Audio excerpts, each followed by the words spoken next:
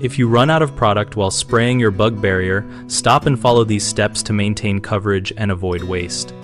Pace your application by walking at a steady speed and applying consistent nozzle strokes so you know roughly how much product you use per linear foot, and mark progress as you go so you do not overspray early and run short later. If you find your tank getting low, switch to a thinner initial band of application rather than trying to force a full thickness pass that will leave gaps. A thinner band applied evenly is better than an uneven heavy pass that exhausts product. When you must pause to refill, overlap the restart point by a few inches to ensure there are no untreated seams. A 2-inch overlap is sufficient when done carefully.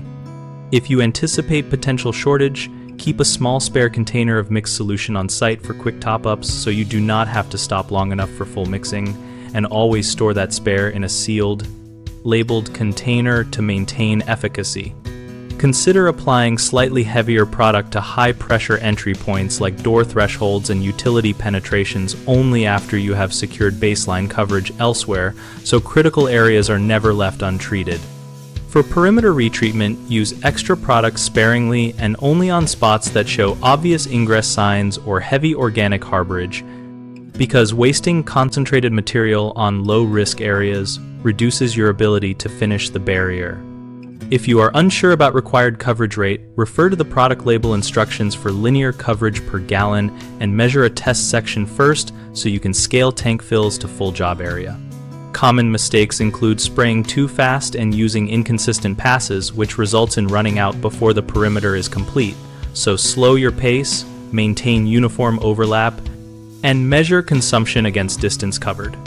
A second mistake is starting with heavy coverage at one point that exhausts product reserves, so divide the area mentally into equal sections and allocate product to each section or carry a pre-measured spare. A third issue is refilling without overlapping restart points, which leaves untreated seams, so always overlap by a few inches and inspect the seam visually or with a flashlight to confirm continuous coverage. BigHomeProjects.com connects homeowners with local contractors and provides a community space where we discuss techniques like pacing application and refill strategies, helping users learn from each other. We help contractors find work by giving them a place to share services and participate in community discussions that build trust and leads.